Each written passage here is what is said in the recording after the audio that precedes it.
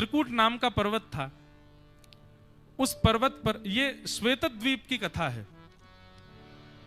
श्वेतद्वीप में त्रिकूट नाम का पर्वत था और उस पर्वत पर एक राजा रहता था।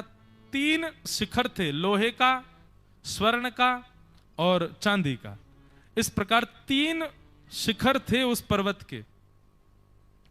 ऐसे इस त्रिकूट पर्वत पर एक राजा रहता था, उसका नाम था गजेंद्र। हाथी था, पूरे वन का राजा वही था। असंख्य पत्नियां थी, असंख्य बालक थे, उसका अद्भुत शासन था वहां पर। शेर आदि हिंसक जीव भी उसके आगे नतमस्तक रहते थे, प्रणाम करते हुए चलते थे। वो जब चलता था तो उसका पूरा परिवार उसके संग चलता था, तो उसको इतना गर्व होता था अपने परिवार पर, अपनी पत्नियों पर, अपने बच्चों पर, अपने कुल को जब देखता था तो उसका सीने से, मतलब खुशी के कारण सीना चौड़ जाता था। और उसको बड़ा अभिमान था अपने परिवार के होने का। वो कहते मुझ पर बाल बांका कोई देवता भी नहीं कर सकता। यदि किसी देवता ने भी बाल बांका करने की कोशिश की, मेरा परिवार इतना पराक्रमी, बलवान और मेरे लिए इतना तत्पर है, कोई देव भी मेरा कुछ नहीं बिगाड़ पाएगा। एक दिन ऐसे ही बहुत गर्मी का समय था, अपनी पत्नी बच्चों के साथ जलाशय में स्नान करने के लिए गया। स्नान करते करते, जल क्रीड़ा करते करते एक ग्राह ने, एक मगरमच्छ ने गजेंद्र का पैर पकड़ लिया। कथा सबको पता है।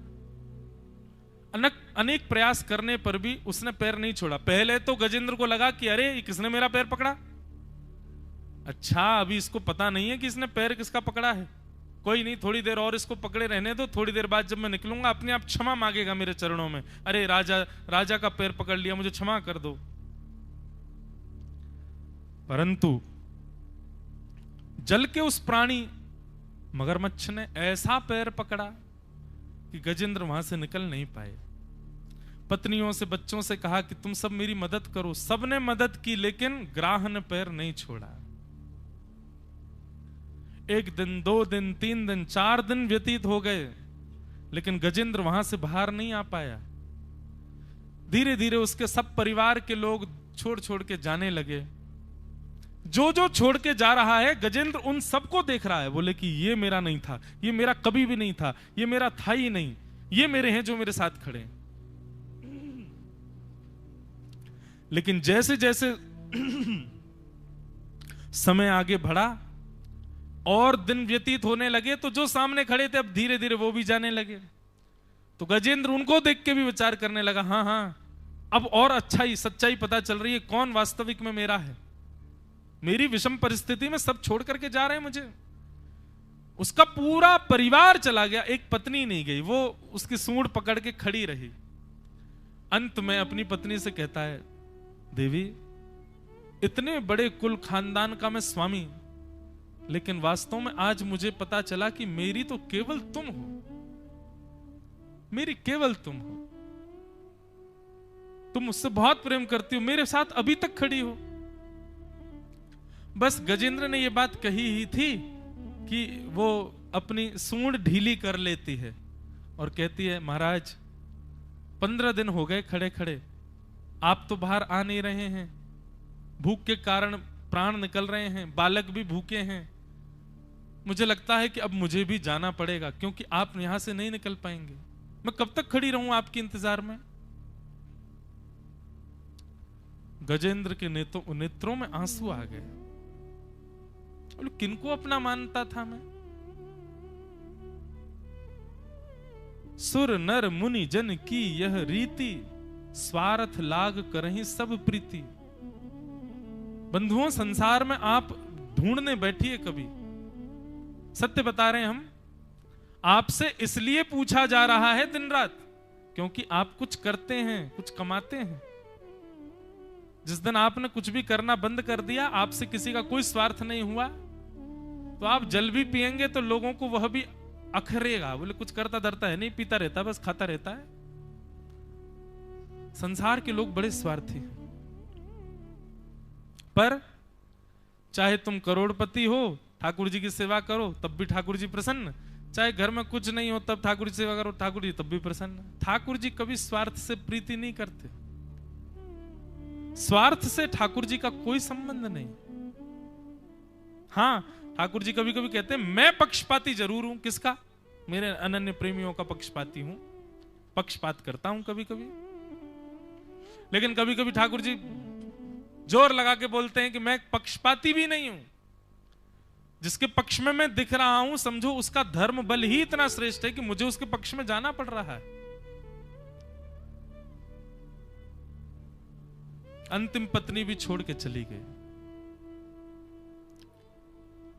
गजेंद्र व्याकुल हो गया, उच्चाटित हो गया मन उसका कि संसार में कोई अपना नहीं है। तब भगवत कृपा से उसको अपने पूर्व जन्म में रची गई एक स्तुति याद आ गई। गजेंद्र पूर्व जन्म में इंद्रद्युम्न नाम का राजा था और एक संत का अपमान करने की वजह से ये गजेंद्र बना, हाथी बना। परंतु संत का अपमान करके बना था तो संत कहीं ना कहीं करुणा भी करते हैं, तो करुणा ये हुई कि गजेंद्र तो वो बना, गज तो वो बना, लेकिन उसको अपने पूर्व जन्म की रचित स्तुति याद आ गई। ये संत की कृपा। बंधु एक बात सदैव याद रखना, संत वैष्णवों की कभी अवहेलना मत करना। पूज्य श्री मलुक पीठ वाले महाराज जी एक बार अपनी कथा में सुना रहे थे, बड़ा सुंदर प्रसंग। एक बार श्री प्रहलाद जी महाराज ठाकुर जी की सेवा कर रहे थे। नरसिंह भगवान मिलकर के चले गए, प्रहलाद जी बड़े हो गए, ब्याह आदि हो गया, उसके बाद की बात है। तो प्रहलाद जी नित्य अपने घर में ठाकुर जी की सेवा करते। प्रहलाद जी के गुरु जी कौन? प्रहलाद, ध्रुव, सबके गुरु जी श्री नारद जी महाराज। तो नारद जी महाराज प्रहलाद जी से मिलने के लिए आए। शिष्य के घर गुरु कभी भी आ सकते हैं। नारद जी महाराज का आगमन हुआ और उसी समय प्रहलाद जी ठाकुर जी की नित्य सेवा कर रहे थे। राजपालों ने आकर के बताया, बोले कि हे महाराज प्रहलाद जी, श्री गुरुदेव भगवान नारद जी महाराज आए हैं। प्रहलाद जी बड़े प्रसन्न हो गए, वाह वाह वाह, नारद जी आए हैं। वहीं से प्रणाम करने लगे, लेकिन बोले मेरी अभी 10 मिनट की थोड़ी सेवा रह गई है, नारद जी को बोलो थोड़ी देर बैठ जाएं, मैं आ रहा हूं अभी। प्रहलाद जी महाराज का कोई ऐसा भाव नहीं था कि नारद जी का अपमान हो, पर उन्होंने कहा थोड़ी देर उनको प्रतीक्षा करवाओ, मैं बस आता हूं अभी, और हाथ जोड़ करके अपनी सेवा में लग गए। सैनिकों ने जाकर के नारद जी से कहा कि बस आ रहे हैं, आप थोड़ी देर विराजो।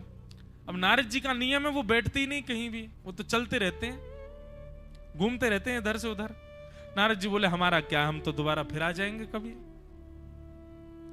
नारद जी महाराज रुके नहीं, नारद जी वहां से चले गए। और प्रहलाद जी जब आए तो प्रहलाद जी ने देखा कि गुरुदेव चले गए। मन बड़ा विचलित हो गया, बोले कि अरे 10 मिनट की तो बात थी, क्यों नहीं रुके गुरुदेव? उसका परिणाम यह हुआ बंधुओं, नारद जी के मन में किंचित भाव आ गया था कि प्रहलाद अच्छा सेवा में व्यस्त है, मतलब गुरुदेव अभी प्रतीक्षा करें उनके लिए। तो एक किंचित भाव आती वो चले गए, और एक किंचित भाव आने का प्रभाव प्रहलाद पर यह पड़ा। एक दिन 2-3 दिन बाद प्रहलाद जी महाराज एकांत में बैठे बैठे सोच रहे थे, और सोचते सोचते उनके मन में पता है क्या सोच आने लगी। वो मन में विचार करने लगे, राम राम राम राम, मैं किसको भजता हूं, मैं किसकी सेवा करता हूं, मैं किसकी पूजा करता हूं, मैं किसकी आराधना करता हूं, जिसने मेरे पिता को मार दिया। अरे प्रहलाद, पिता के हत्यारे के लिए पुत्र क्या नहीं करता कि मेरे पिता के हत्यारे को सबक सिखाना है, आदि आदि सब करता है। और तू कैसा पुत्र है, अपने पिता के हत्यारे को ही देव मान करके दिन रात पूजा करता है। और केवल तेरे पिता को नहीं मारा उन्होंने, तेरे चाचा को भी, हिरण्याक्ष को भी उन्होंने नहीं मारा। मतलब कुल के परिवार के 2 अग्रज बड़े लोगों का जिन्होंने वध कर दिया, मैं उनको देव मानता हूं, उनकी आराधना करता हूं, दिन रात उन्हीं के चरणों में बैठा रहता हूं। भगवान के प्रति दोष बुद्धि आ गई। जब किसी संत का अपमान होता है, किसी वैष्णव का अपमान होता है, किसी भक्त का अपमान होता है, या आपने जानबूझ के नहीं किया, लेकिन भाई अपमान बड़ा क्षणिक होता है, सूक्ष्म होता है, जरा सी बात पे भी हो जाता है। उससे सबसे पहला ये अंदर भाव आएगा कि आपको भगवत सत्ता पर संदेह होने लग जाएगा। आपको ठाकुर जी की सत्ता पर संदेह प्रारंभ हो जाए चित्त में, उस समय तो ये विचार आएगा नहीं, पर ये विचार सदैव रखा करो कि भगवत सत्ता के प्रति संदेह उत्पन्न होना, इसका मतलब कोई वैष्णव मुझसे नाराज हो गया है, कोई भक्त मुझसे नाराज हो गया है, कोई संत का मैंने अपमान कर दिया है। और यही नहीं रुकी बात, प्रहलाद जी महाराज ने सारे दैत्यों को इकट्ठा किया।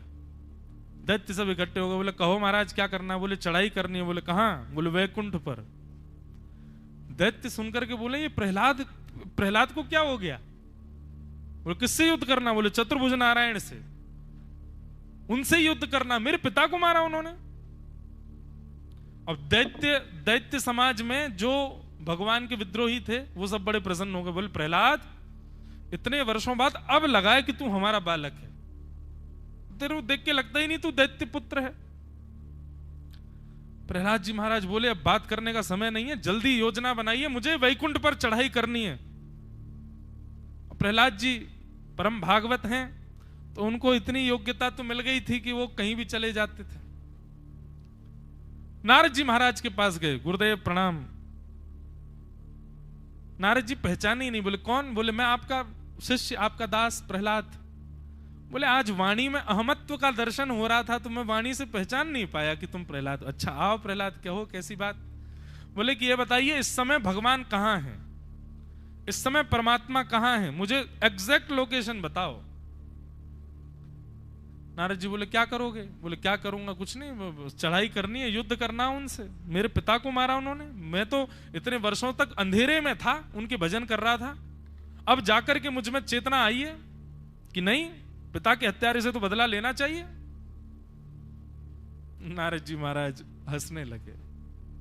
नारद जी बोले इस समय साक्षात भगवान बद्रिक आश्रम में विराज रहे हैं, बद्रीनाथ में विचरण कर रहे हैं ठाकुर जी। प्रहलाद जी बोले ठीक है, और सेना लेकर के प्रहलाद जी बद्रीनाथ पहुंच गए। बद्रीनाथ में ढूंढने लगे कहां है भगवान, युद्ध करना है मुझे। ठाकुर जी को ढूंढते ढूंढते पर्वतों पर जैसे ही चढ़े तो एक वयोवृद्ध ऋषि, अत्यंत दुर्बल शरीर उनका, वहां पर सूखी लकड़ियां बीन रहे थे और प्रहलाद जी महाराज वहीं से गुजर रहे थे। प्रहलाद जी ने कहा आपका अंग देख करके ऐसा लगता है कि वर्षों से आप बद्रीनाथ में ही हैं। ऋषि नहीं थे वो, साक्षात भगवान ही थे। भगवान बोले हाँ हम तो यहीं निवास कर रहे हैं, बहुत वर्ष हो गए यहीं रहते हैं। तो एक आपको कुछ अंदाजा, कुछ अनुमान है कि भगवान कहां हैं इस वक्त, इन पर्वत खंडों में किस तरफ मिलेंगे मुझको? बोले ठाकुर जी तो विचरण करते रहते हैं, आगे की तरफ कहीं होंगे, आप चले जाना। लेकिन आपको भगवान के पास क्यों जाना है? प्रहलाद जी महाराज ने स्पष्ट बता दिया, बोले युद्ध करने आया हूं, युद्ध करूंगा, युद्ध में परास्त करूंगा, अपने पिता और अपने चाचा की मृत्यु का बदला लूंगा भगवान से मैं। ऋषि बोले अच्छा अच्छा अच्छा, नहीं अच्छी बात है। अच्छा आप जहां खड़े हैं वहां एक टूटा हुआ वृक्ष का सूखा हिस्सा पड़ा है, आप कृपा करके उठा करके मुझे दे देंगे? प्रहलाद जी महाराज बोले ठीक है देता हूं। अपने एड़ी से चोटी तक का सारा दम लगा दिया प्रहलाद जी ने, लेकिन उस वृक्ष की टहनी को नहीं उठा पाए। शाम का समय हो गया, वो टस से मस नहीं हुई। प्रहलाद जी महाराज साधारण नहीं, अतुल प्रताप है उनका। भगवान के दर्शन के पश्चात तो वो और ज्यादा प्रताप युक्त हो गए। एक बार को तो पर्वत धंसने लगे, लेकिन वो लकड़ी नहीं उठी, वो टहनी का हिस्सा नहीं उठा उनसे। प्रहलाद जी महाराज बोले ए मायावी ऋषि ये क्या है, क्यों नहीं उठती है मुझसे? बोले मायावी ऋषि नहीं है हम। तो बोले कौन है आप? भगवान शंख चक्र गदा पद्म धारण करके वहीं प्रकट हो गए और प्रकट होकर के बोले प्रहलाद मेरी बनाई हुई सृष्टि के एक वृक्ष की टहनी नहीं उठा पा रहे हो तुम, और जिस सृष्टि में तुम रहते हो ऐसी करोड़ों सृष्टियां मेरे रोम कूपों में हैं, एक नहीं करोड़ों। उस परब्रह्म से युद्ध करना चाहते हो? ठाकुर जी का दर्शन करते ही प्रहलाद जी का हृदय तो भाव रोने लगे, चरणों में गिर गए। भगवान मुझे क्या हो गया, मैं क्यों आपके प्रति ऐसी भावना रखने लगा कि मुझे आपसे बदला लेना है? मेरे मन में आपके प्रति संशय संदेह कैसे उत्पन्न हो गया नाथ? तब भगवान ने कहा, प्रहलाद, वैष्णव अपराध, वैष्णव अपराध, भक्त अपराध, विप्र अपराध, इन अपराधों से यही होता है कि मेरी सत्ता पर संशय होने लगता है। प्रहलाद, तुमको मेरा दर्शन हुआ, पर दर्शन के पश्चात अपने गुरु की एक बार तुमसे सूक्ष्म अविज्ञा हुई। ध्यान रखिएगा शब्द सूक्ष्म अविज्ञा।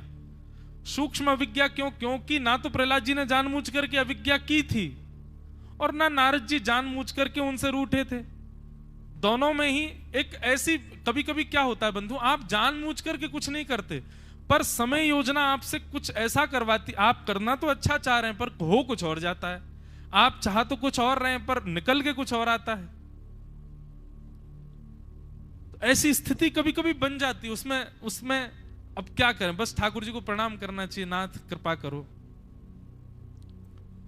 तो वैसा सूक्ष्म अपराध बना था, ना तो प्रहलाद जी ने जानबूझ के किया था और ना ही ऐसी कोई भावना थी नारद जी के हृदय में कि प्रहलाद को श्राप देना है, लेकिन वो सूक्ष्म किया गया अपराध की द्वार पर गुरु जी प्रतीक्षा कर रहे हैं और शिष्य भीतर बैठा है ठाकुर जी के पास। गुरु को प्रतीक्षा नहीं करनी चाहिए। आप कितनी भी बड़ी भयंकर अवस्था में क्यों ना हो, यदि द्वार पर गुरुदेव पधारे हैं, आपको सिर के बल जाना चाहिए उनके स्वागत के लिए। उस समय ठाकुर जी की भी सेवा चल रही हो, ठाकुर जी से कहो नेक देर प्रतीक्षा करो, आप प्रतीक्षा करो, मैं आता हूं गुरुदेव को ले। गुरुदेव प्रतीक्षा नहीं करेंगे, भक्त प्रतीक्षा नहीं करेंगे, वैष्णव प्रतीक्षा नहीं करेंगे। उनके प्रति इतना भाव। इसलिए प्रहलाद, एक वैष्णव अवहेलना करने से तुम्हारे चित्त में मेरी सत्ता पर संशय प्रकट हुआ। भगवान ने हर वरद हस्त अपना फेर दिया, तब प्रहलाद जी का चित्त शांत हुआ।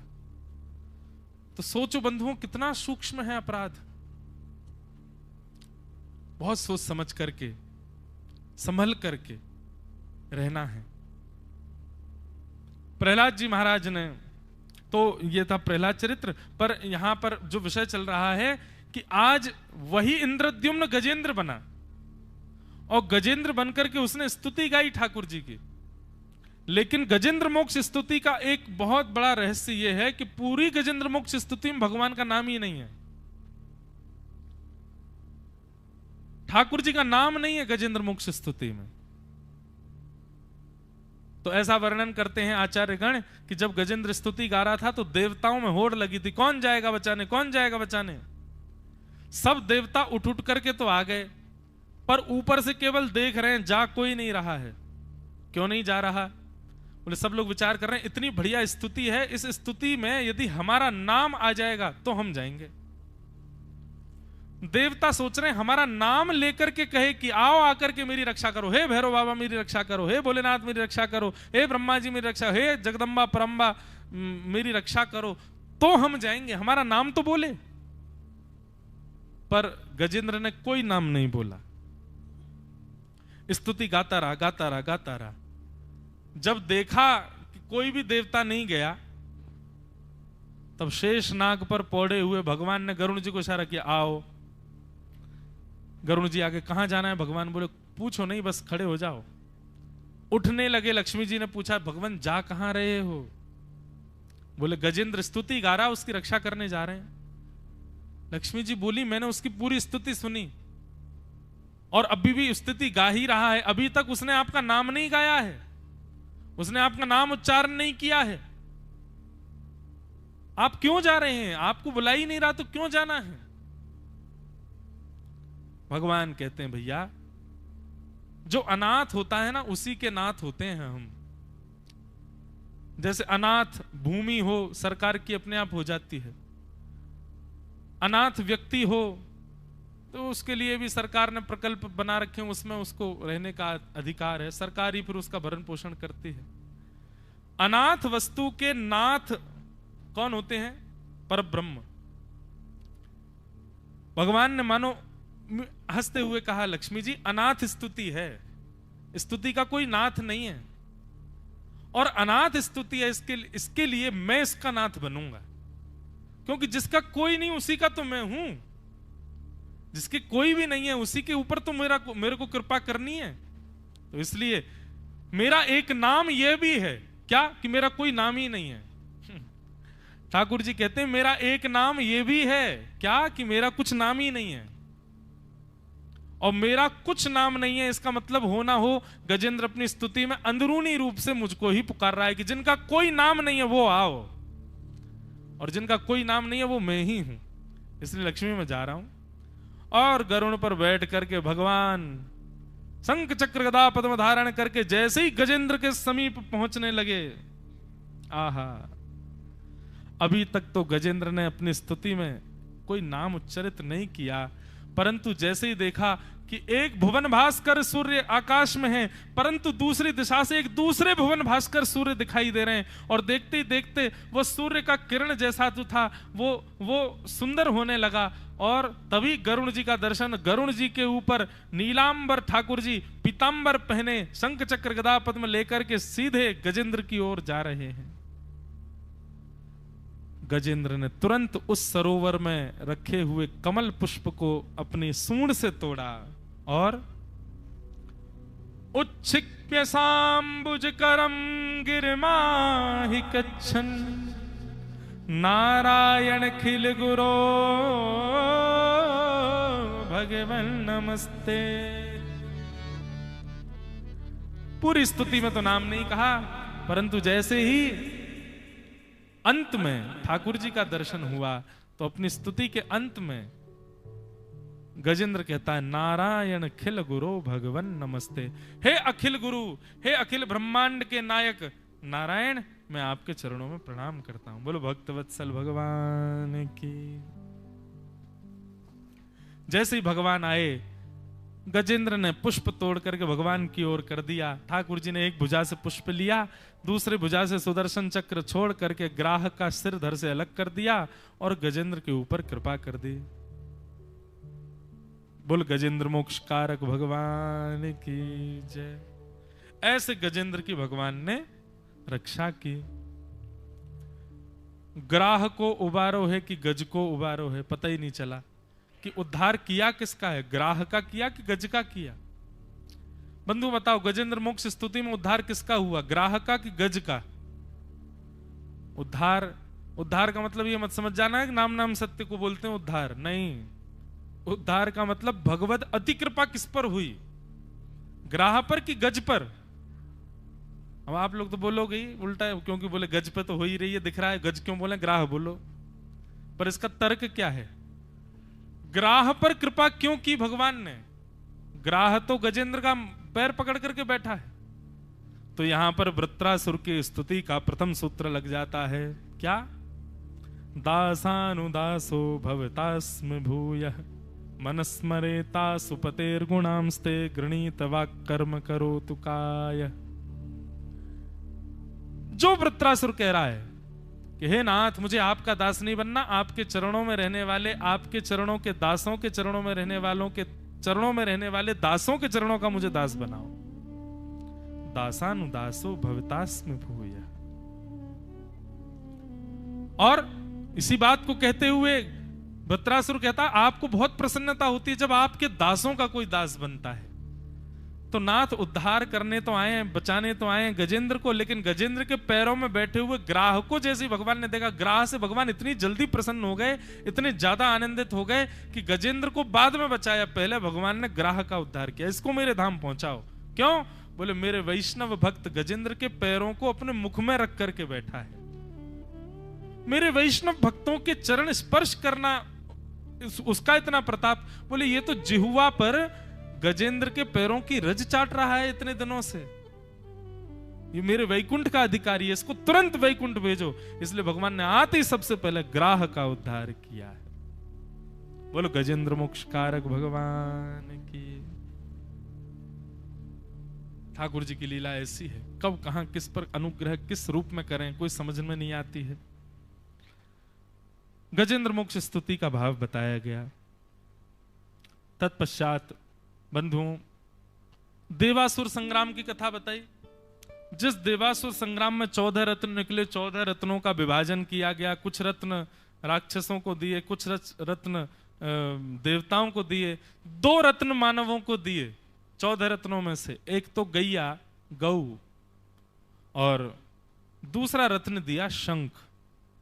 ये 14 रत्नों में से 2 रत्न मानवों को प्राप्त हैं, गऊ और शंख।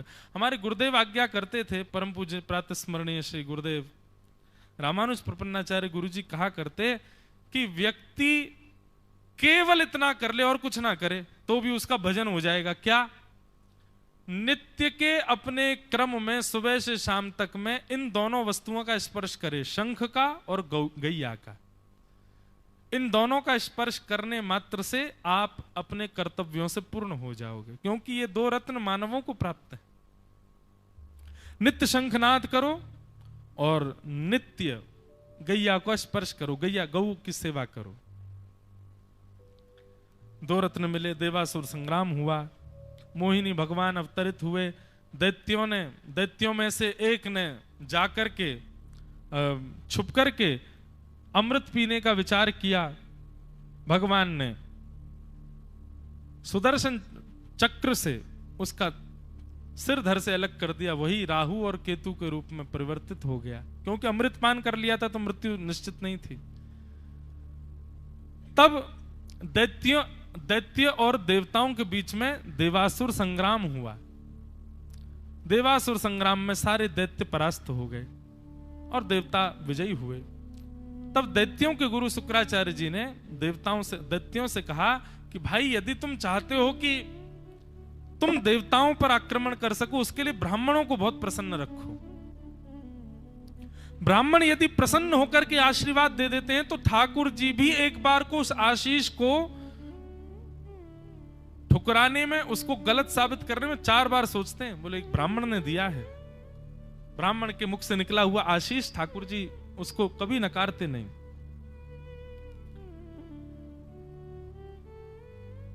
शुक्राचार्य जी महाराज ने कहा, बलि, तुम ब्राह्मणों को प्रसन्न करने की एक उपासना करो। और बलि ने सुंदर यज्ञ आदि होम कराए, ब्राह्मणों को खूब दक्षिणा दी। ब्राह्मणों ने मिलकर के आशीर्वाद दिया, विजयी भव। ब्रह्म वाक्यम जनार्दनम, ब्राह्मण की वाणी तो जनार्दन भगवान की वाणी है। इसीलिए ब्राह्मण को कुछ भी नहीं बोलना चाहिए। कुछ भी नहीं बोलना चाहिए मतलब कुछ भी नहीं, कुछ भी मतलब कुछ भी नहीं बोलना चाहिए। कुछ भी बोल दो, सदा हुआ रहना चाहिए ब्राह्मण की वाणी को, क्योंकि उसकी वाणी को दायित्व मिला है ठाकुर जी की वाणी का।